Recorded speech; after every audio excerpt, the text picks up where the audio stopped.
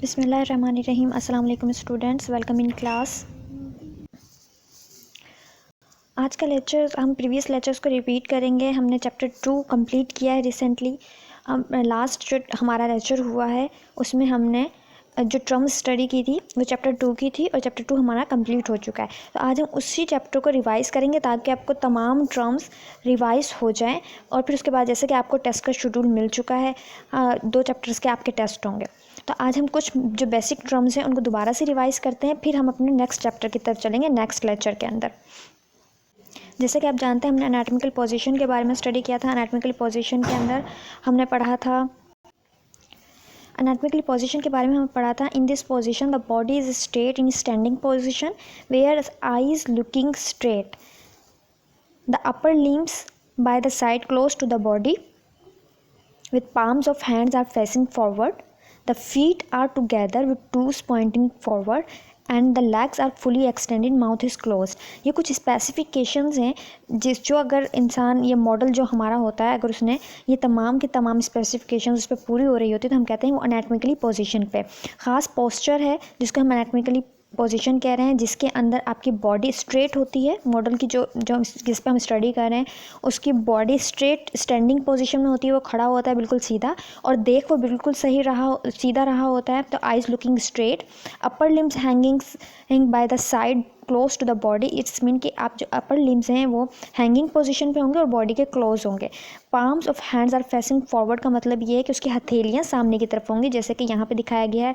यहाँ पे आप देखें हथेलियाँ सामने की तरफ हैं इसके, और ये देखिए हथेलियाँ सामने की तरफ हैं, वो देख सामने की तरफ रहा है, स्टैंडिंग पोजीशन में है, अपर लिम्स हैंगिंग पोजीशन में और क्लोज टू द बॉडी हैं। इसके साथ साथ the feets are together with toes pointing forward, जो पाँव हैं वो करीब करीब होंगे और पाँव का जो अंगूठा है वो सामने की तरफ होगा।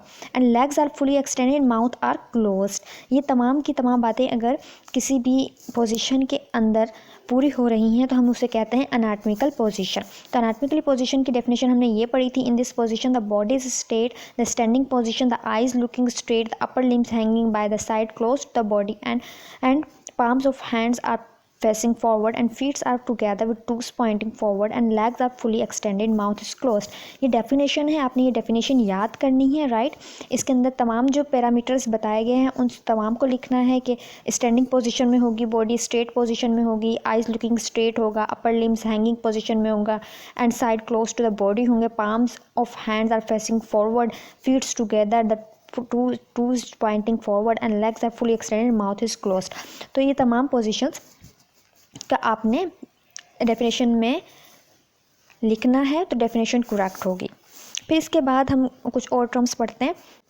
फिर हमने प्लेन्स के बारे में स्टडी किया था। प्लेन्स में हमने सेजिटल प्लेन पढ़ा। सेजिटल प्लेन को divide the body into right and left side.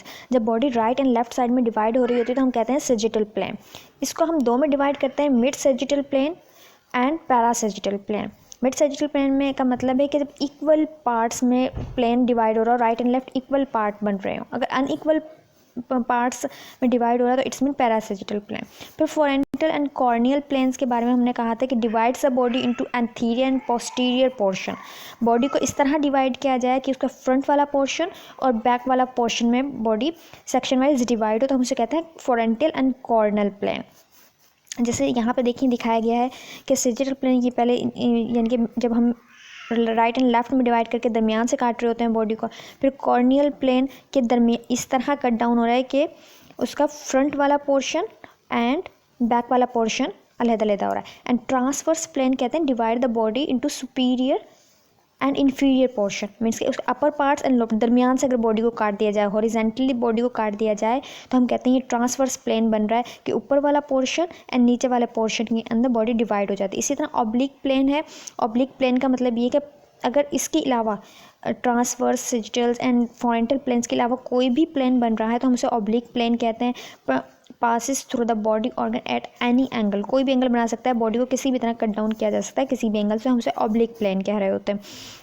ये कुछ प्लेन्स हमने स्टडी किए थे। 2 वर्टिकल प्लेन्स हैं, sagittal plane and frontal planes. Horizontal planes transverse plane को कहते हैं, ऑड एंगल प्लेन हम कहते हैं ऑब्लिक प्लेन को, क्योंकि ऑब्लिक प्लेन में हम किसी भी एंगल से बॉडी को कट डाउन कर सकते हैं, कोई हॉरिजॉन्टल या वर्टिकल प्लेन नहीं बनता। जबकि हॉरिजॉन्टल में हम दरमियान से कट डाउन करते हैं, ऊपर वाला पोर्शन नीचे वाला पोर्शन सेपरेट हो जाता है। इसी तरह वर्टिकल प्लेन में सैजिटल प्लेन में दरमियान में से हम काट रहे होते हैं, बॉडी को सेक्शन कर रहे होते हैं, राइट लेफ्ट डिवाइड कर रहे होते हैं। जबकि फ्रंटल के अंदर हम इस तरह डिवाइड करते हैं कि फ्रंट वाला पोर्शन एंड बैक वाला पोर्शन अलग-अलग हो जाता है। ये कुछ प्लेन्स थे जो हमने स्टडी किए थे अपने प्रीवियस लेक्चर्स के अंदर, आज मैंने आपको रिपीट करवाएं ताकि आपको दोबारा से रिमाइंड करवाए जा सकें। इसके साथ ही हमने स्टडी की थी कुछ और टर्म्स, जिसके अंदर एक्सटर्नल था, away from the interior of the body part. जब आपका इंटीरियर बॉडी पार्ट से अवे कोई भी चीज़ होगी, बाहर की तरफ होगी, तो हम उसे एक्सटर्नल कहते हैं। इसी तरह हमने एक टर्म स्टडी की थी proximal, towards the attach and of the structure, यानी कि अटैच एंड की तरफ अगर कोई भी स्ट्रक्चर होगा तो हम उसे प्रॉक्सिमल कहते हैं। ये ट्रंक के नज़दीक होता है तो हम उसे प्रॉक्सिमल कहते हैं कि ये पार्ट प्रॉक्सिमल है। फिर हमने एक और टर्म स्टडी की थी, वो थी डिस्टल। डिस्टल का मतलब है away from the attached end of the structure for a limbs away to the trunk, कि एक स्ट्रक्चर अगर ट्रंक से दूर है या away from the attached end, attachment side से दूर है कोई भी बॉडी का पार्ट, तो हम उसे कहते हैं ये डिस्टल पोजीशन के ऊपर है, राइट। फिर उसके बाद प्रॉक्सिमल एंड डिस्टल देखें, यहाँ पे भी समझाया गया। Proximal means closer from the trunk of the body and distal means greater distance from the trunk of the body. अगर प्रॉक्सिमल का मतलब है कि ट्रंक, बॉडी के ट्रंक जो धड़ वाला पोर्शन है उससे कोई भी चीज़ नज़दीक है तो हम उसे कहेंगे ये प्रॉक्सिमल पोजीशन पे, अगर दूर है तो हम कहेंगे डिस्टल पोजीशन पर है। फिर हमने एक दफ़ा पाल्मर पढ़ा था कि पाल्मर क्या चीज़ है। पाल्मर या वॉलर जिसको कहते हैं, तो हम हथेली को, मीन्स के हाथ का जो फ्रंट वाला पोर्शन है जिसे हम हथेली भी कह रहे होते हैं, उस interior surface of the hand, यानी कि आपके हाथ का फ्रंट पोर्शन, आपके हाथ का सामने वाला पोर्शन, उसको हम पाल्मर कह रहे हैं। फिर हमने एक और टर्म पढ़ी थी प्लंटर। प्लंटर का मतलब है कि हम सोल वाले पोर्शन को प्लंटर कह रहे होते हैं, पाँव का जो निचला हिस्सा होता है, तलवा भी कहते हैं हम, इंफीरियर सरफेस और sole bottom of the foot, inferior नीचे वाला जो सरफेस है पाँव का या बॉटम जो होता है पाँव का, उसको हम प्लंटर कहते हैं। इसी के साथ हमने टॉर्सो के बारे में स्टडी किया था। टॉर्सो या ट्रंक क्या होता है? Trunk is the central part of human body to which head and neck and limbs are attached. Central part है जिससे आपका हेड भी अटैच होता है, आपका जो है ना नेक के थ्रू आपका हेड अटैच होता है, और आपके लिम्स जो अपर लिम्स लोअर लिम्स भी ट्रंक से अटैच होते हैं। Cranial means near the head and caudal means near the tail. देखिए यहाँ पे कुछ बेसिक टर्म्स हैं जो हमने वक्त में स्टडी की थी, दोबारा रिपीट करवाती हूँ। Medial towards the mid line of the body, कोई भी चीज़ ऐसी जो मिड लाइन के नज़दीक होती है उसको हम मीडियल कह रहे होते हैं, या मिड लाइन पर होती है उसे हम मीडियल कह रहे हैं। Lateral away from the mid line of the body means के मिड लाइन से दूर है तो हम उसे कहेंगे लेटरल पोजीशन पर है। क्रेनियल हेड के अगर नियर टू द हेड है तो क्रेनियल पोजीशन। क्यूडल का मतलब है near to the tail. Dorsal and posterior के बारे में मैंने आपको पहले बता दिया, तो डॉर्सल एंड पोस्टीरियर मीन के बैक ऑफ द बॉडी, जबकि ventral anterior front of the body को कहते हैं। Proximal close to the origin of the body part और point attached of the limbs to the body trunk, या trunk से नज़दीक जो भी पार्ट होता है उसे हम प्रॉक्सिमल पोजीशन पे कहते हैं। Distal away from the origin of the body part और point attached of the limbs is called limbs to the body. Inferior means lower और बिलो द जो पोर्शन होता है उसका इन्फीरियर कहते हैं। सुपीरियर अपर या अबव पोर्शन होता है उसको हम सुपीरियर कह रहे होते हैं। फिर हमने कुछ मसल्स की टर्म्स भी पढ़ी थी जिसके अंदर ओरिजिन था बैली इंसर्शन। ओरिजिन के अंदर हमने पढ़ा था कि attachment of the stationary end of the muscles, या स्टेशनरी को फिक्स्ड एंड भी कहते हैं। तो हमने कहा था कि वो पोर्शन जो कि मूव नहीं कर रहा होता, फिक्स्ड होता है, तो उसका हम कहेंगे origin. And belly thick middle region of muscle, जो thick middle region of muscles होता है उसको हम बैली कह रहे होते हैं। फ्लशी पार्ट होता है बैली। इंसर्शन मोबाइल एंड जो है ऑफ मसल्स, मोबाइल एंड जो हरकत कर सकता हो उसको हम इंसर्शन कहते हैं। ये देखिए यहाँ पे जैसे कि दिखाया गया था, ओरिजिन भी है, मसल्स बेली भी दिखाया गया है, टेंडन एंड इंसर्शन दिखाया गया। ये तमाम टर्म्स हमने पहले पढ़ी थी। इसके अलावा हमने टेंडन्स भी स्टडी किया था। टेंडन में हमने पढ़ा था the fibrous non elastic non contractile part of muscles which attach the muscles to the bone, it is type of connective tissues. It's type of connective tissues. ये fibrous non elastic non contractile part of the muscles है which attach the muscles to the bone, यानी कि ऐसा part जहाँ पे muscles bone से attach हो रही हों उसको हम टेंडोन कहते हैं। ऐसा पार्ट जहाँ जो है मसल्स बोन से अटैच हो रही हों उसको हम टेंडोन कहेंगे। फिर इसके बाद हमने फ्लेक्शन स्टडी किया। A binding movement in which the angle between two bones is decreased. ऐसी मूवमेंट जिसमें दो हड्डियों का जो जाविया है, दो हड्डियों के दरमियान जाविया वो कम हो जाता हो उसको हम फ्लेक्शन कहते हैं। जैसे यहाँ पे दिखाया गया, ये देखें जैसे ही ये यहाँ पर बाजू बाइंड होगा, ये बाइंड हुआ तो यहाँ पे ये एंगल जो है इन दो के बोन्स के दरमियान में कम हो जाता है। जैसे ही ये मूव कर रहा है सीधा हो रहा है स्ट्रेटिंग पोजिशन, तो ये एंगल बड़ा हो रहा है। एंगल जब बड़ा हो रहा है तो इसको हम कहेंगे extension. The movement by which the angle between two bones is increased. जैसे ही बाजू आपका सीधा होता है तो एंगल ज़्यादा हो जाता है, इंक्रीज़ हो जाता है, इसको हम कहेंगे एक्सटेंशन। लेकिन जब ये बाइंड हो रहा है, यहाँ पे आप ये देखेंगे जब ये बाइंड हो रहा है तो इसको हम कहेंगे फ्लेक्शन। ये बाइंड हुआ इस वक्त, ये देखिए बाइंड हुआ इस वक्त, इस फ्लेक्शन, और जैसे ये सीधा हो जाएगा इसको हम कहेंगे एक्सटेंशन। तो ये मूवमेंट्स होती हैं, मसल्स मूवमेंट्स हैं। A binding movement in which the angle between two bones is decrease, तो हम फ्लेक्शन बोलेंगे। फ्लेक्शन ऑफ एल्बो जॉइंट हो सकता है, फ्लेक्शन ऑफ नी जॉइंट्स होता है, फ्लेक्शन फिंगर्स में भी हो सकता है। तो extension the movement by which the angle between two bones is increase, it mean straightening the joint, it is opposite to the flexion. Flexion के ही ऑपोजिट एक्सटेंशन होता है जिसके अंदर एंगल इंक्रीज हो रहा होता है, जबकि फ्लेक्शन में डिक्रीज हो रहा होता है, it's mean straightening of the joint. फिर आगे अगर हम जाते हैं तो कुछ और मूवमेंट्स के बारे में यहाँ पे दिखाया गया है। जैसे लेटरल फ्लेक्शन। लेटरल फ्लेक्शन का मतलब है it is a movement of trunk. ठीक है, अगर ट्रंक मूव कर रहा है, ये देखिए ट्रंक इस साइड पे आपका धड़ वाला पोर्शन अगर आप एक तरफ झुका लेते हैं तो इसको हम कहेंगे लेटरल फ्लेक्शन। जैसे कि यहाँ पे देखिए, यहाँ पे देखें लेटरल नेक फ्लेक्शन दिखा रहे हैं, वो टर्न कर रही है कि मॉडल यहाँ पर अपनी नेक को एक डायरेक्शन के अंदर, इसे लेटरल नेक फ्लेक्शन कहेंगे।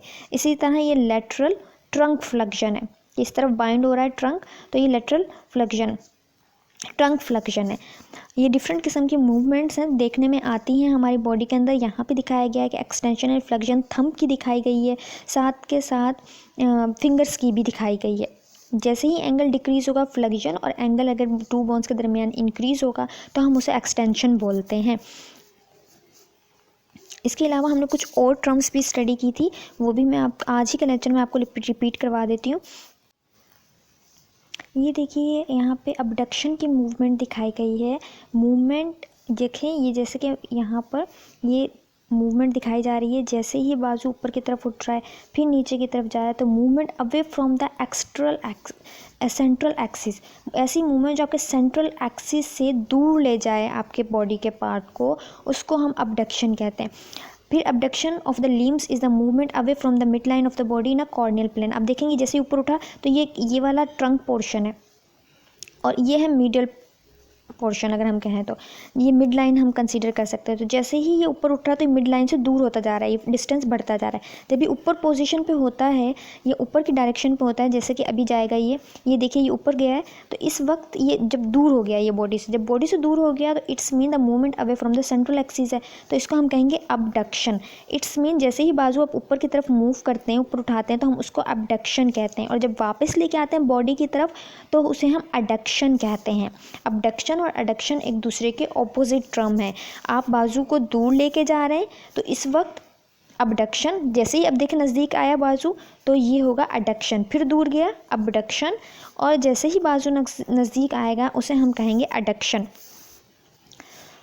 यहाँ देखें यहाँ पे अडक्शन के बारे में दिखाया गया movement toward the central axis. जैसे ही आप सेंट्रल एक्सिस की तरफ मूव करता है बाजू तो हम उसे कहते हैं adduction.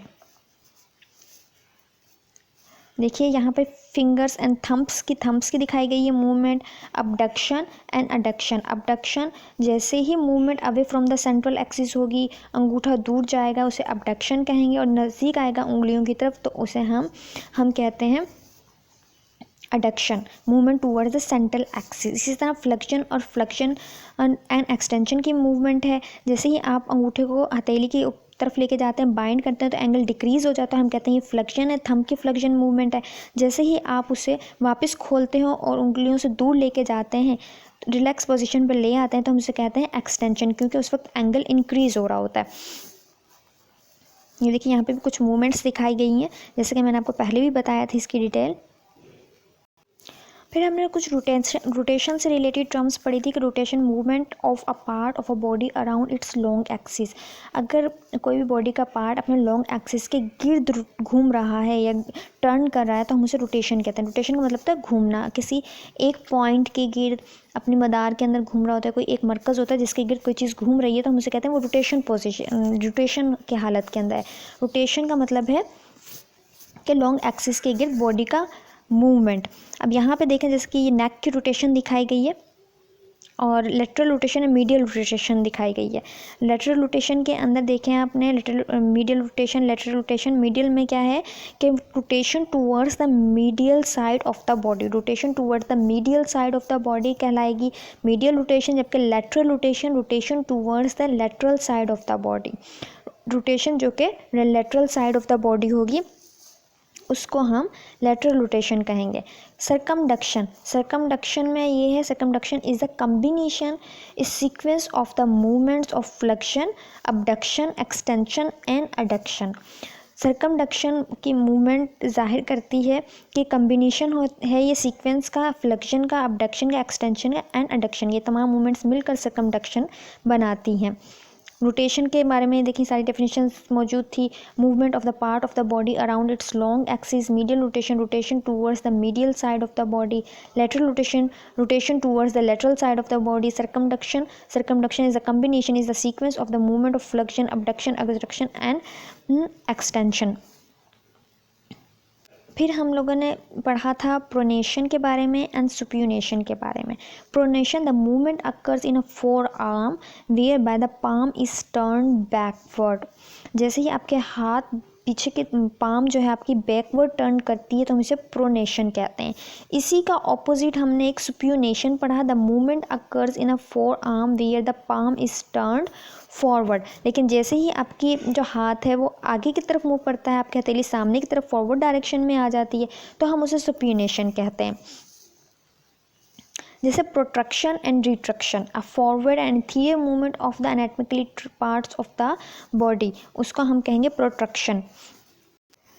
Elevation and depression, elevation में क्या था हमने पढ़ा, elevation means rising a body part, lower jaw is elevated when mouth is close. जैसे ही आपका मुंह बंद होता है, माउथ क्लोज्ड पोजीशन के अंदर होगा तो आपका नीचे वाला जबड़ा ऊपर की तरफ मूव करेगा, जिसको हम एलिवेशन कहते हैं। Depression means lowering the body part, it's the opposite movement to the elevation. Elevation की ही ऑपोजिट मूवमेंट देखने में आती है। आपका अगर जो लोअर जॉ है मूव कर रहा है, ओपन पोजीशन के अंदर है और मूव कर रहा है नीचे की तरफ, तो हम उसे कहेंगे depression. Depression means lowering the body part, it's the opposite movement of the elevation and movement of the lower jaw to open the mouth. जब ओपन माउथ पोजीशन में है तो उसे हम कहेंगे डिप्रेशन। इसी तरह ऑपोजिशन एंड रिपोजिशन एक दूसरे के ऑपोजिट टर्म्स है। During the opposition thumb pad is brought to be touch and oppose the finger pad of the extended finger. जैसे ही आपके अंगूठा फिंगर की टिप से टच करेगा उसको हम कहेंगे ऑपोजिशन, और वो दोबारा से रिलैक्स पोजीशन पे जाएगा तो हम उसे कहेंगे reposition. Dorsiflexion and plantar flexion. Dorsiflexion का मतलब है कि refers to be decrease the distance between foot and leg. आपका फुट और लेग, आपके पाँव और आपके लेग के दरमियान अगर डिस्टेंस कम हो जाता है, जैसे ही आप उसे ऊपर की तरफ, अपने पाँव को ऊपर की तरफ उठाओगे, डिस्टेंस कम हो जाएगा आपकी लेग के साथ, तो हम इसे कहेंगे डोर्सीफ्लेक्शन। इसी के ऑपोजिट एक टर्म आती है plantar flexion, refers to increase the distance between foot and leg. आप नॉर्मल पोजीशन पे लेके जाएंगे अपने पाँव को, ये सीधा करेंगे, उस पोजीशन में लेग का डिस्टेंस फुट से इंक्रीज होगा और इसको हम कहेंगे प्लंटर फ्लेक्शन। इस टर्म को हम कहेंगे प्लंटर फ्लेक्शन, डोर्सीफ्लेक्शन एंड प्लंटर फ्लेक्शन। यहाँ पे कुछ डायग्राम्स दिखाई गई हैं प्रोनेशन सुप्यूनेशन की, डोर्सीफ्लेक्शन एंड प्लंटर फ्लेक्शन की, inversion and eversion, protraction, retraction, elevation, depression, opposition and reposition. ये डिफरेंट किस्म की डायग्राम्स हैं जिसके हमने प्रीवियस लेक्चर्स में डिटेल में स्टडी किया था। लेटरलिटी की बेस के ऊपर कुछ टर्म्स हमने स्टडी की थी, जिसमें इप्सा लेटरल था, on the same side of the body. अगर बॉडी का ऐसे ऑर्गन्स हैं जो कि सेम साइड पर मौजूद हैं, अगर हम एग्जांपल लेते हैं right arm and right leg की, तो ये इप्सा लेटरल है, मीन्स के दोनों ही राइट पोजीशन पर हैं, राइट साइड पर हैं, आप कह सकते हैं राइट साइड के ऊपर मौजूद हैं, तो हम इसे कहेंगे इप्सा लेटरल। फिर उसके बाद कंट्रा लेटरल मीन अपोजिट साइड पर अगर बॉडी के ऑर्गन्स मौजूद हैं, like right arm and left leg. Right side का आर्म और लेफ्ट साइड का लेग अगर कंसीडर करें तो इसको हम कहेंगे कंट्रा लेटरल। कंट्रा का टर्म जहाँ पे भी यूज़ होगा इसका मतलब होता है कि ऑपोजिट। तो कंट्रा लेटरल मीन्स कि opposite side of the body. जैसे कि डायग्राम में दिखाया गया, इप्सा लेटरल के अंदर शेडिड एरियाज़ दिखाए गए, ये देखेंगे आप शेडिड एरियाज़, तो ये राइट साइड के दोनों शेडिड एरियाज़ है। इसका आर्म भी राइट साइड पर, इसका लेग भी राइट साइड पर, इसको हम कहेंगे इप्सा लेटरल। लेकिन यहाँ सेकंड वाली अगर आप इमेज देखें तो इसके अंदर राइट साइड का आर्म दिखाया गया और लेफ्ट साइड की लेग दिखाई गई है। इट्स मीन ये कंट्रालेटरल है, एक दूसरे को ऑपोजिट है, राइट लेफ्ट करके हैं तो ऑपोजिट साइड्स हैं, इसको हम कहेंगे कंट्रालेटरल। इस तरह कुछ और टर्म्स भी होती हैं लाइक यूनिलेटरल। यूनिलेटरल का मतलब होता है वन साइड, एक ही साइड का अगर ऑर्गन की बात हो रही है, वन साइडेड ऑर्गन। इसी तरह बायलेटरल का मतलब होता है टू साइड, इप्सालेटरल का मतलब होता है सेम साइड, एंड कंट्रालेटरल का मतलब होता है opposite sides of the body. ये कुछ टर्म्स हैं जो कि हम यूज़ करते रहते हैं एनाटमी में भी, मेडिकल साइंसेस के अंदर भी। डिफरेंट स्टडीज़ जब हम कर रहे होते हैं साइंस से रिलेटेड सब्जेक्ट्स की और ख़ास तौर पे ह्यूमन बॉडी की या एनिमल बॉडीज़ की, तो उस वक्त हमें ये टर्म्स बहुत हेल्पफुल होती हैं, क्योंकि हम बात कर रहे हैं अगर डिफरेंट पोजीशंस की या फिर प्लेन्स की, तो हमें मालूम होता है कि ये ऑर्गन किस पोजीशन के ऊपर है। तो हम बताते हैं कि ये एंथीरियर पोजीशन पे है बॉडी की, पोस्टीरियर पोजीशन पे है, ये फलां से डॉर्सल पोजीशन पे है, या फिर ये लेटरल पोजीशन के ऊपर मौजूद है। आपका ट्रंक, अगर हम ट्रंक बोलते हैं ट्रंक, तो आपको पता होना चाहिए कि ट्रंक का मतलब क्या है। Central part of the body के बारे में बात हो रही है, धड़ वाले पोर्शन के बात हो रही है, जिसे हम टॉर्सो भी कहते हैं। इसी तरह अगर कुछ मूवमेंट्स के बारे में वर्ड्स आए लाइक फ्लेक्शन है या एक्सटेंशन है, रोटेशन है, मिडियल रोटेशन, लेटरल रोटेशन, तो आपको नो हाउ हो कि ये किस तरह की रोटेशन हो सकती है, किस डायरेक्शन में हो सकती है, और किस तरह की मूवमेंट को हम क्या नाम देते हैं। इनको जानने का मकसद ये कि दरमियान में अक्सर स्टडीज़ के दरमियान में ये टर्म्स इस्तेमाल हो जाती हैं, ये वर्ड इस्तेमाल हो जाते हैं। एंथीरियर का लफ्ज़ बहुत ज़्यादा आता है, पोस्टीरियर का वर्ड आता है, प्रॉक्सिमल, डिस्टल, ये वर्ड्स कॉमन हैं जो कि जब हम मेडिकल के साइंसेस से रिलेटेड किसी भी सब्जेक्ट में स्टडी करते हैं तो अक्सर आ जाते हैं। अगर आपको इनके मतलब पता होंगे तो आप उस सेंटेंस को इजीली समझ सकोगे और आपका कंसेप्ट क्लियर रहेगा। तो इन तमाम चीज़ों की आप डेफिनेशंस को याद कीजिएगा और साथ के साथ समझिएगा भी, ताकि एमसीक्यूज़ पॉइंट ऑफ व्यू से भी इम्पॉर्टेंट है। इस साल भी फाइनल जो एग्ज़ाम हुआ है उसमें इस चैप्टर में से एमसीक्यूज़ आए हैं। डॉर्सिव फ्लेक्शन और जो प्लेंटर फ्लेक्शन वाला टॉपिक था उसमें से भी एमसीक्यूज़ थे, तो एमसीक्यूज़ आते हैं इस चैप्टर में से। डेफिनेशंस भी इम्पॉर्टेंट है, तो ये तमाम चीज़ों को आपने करना है ताकि आप टेस्ट में भी अच्छी परफॉर्मेंस दिखा सको। आज आपको रिपीट करवाने का मकसद यही था इस चैप्टर को, ताकि आप दोबारा से इन टर्म्स को रिमाइंड करें और फिर भूलें नहीं और टेस्ट के अंदर अच्छी परफॉर्मेंस दिखाएं।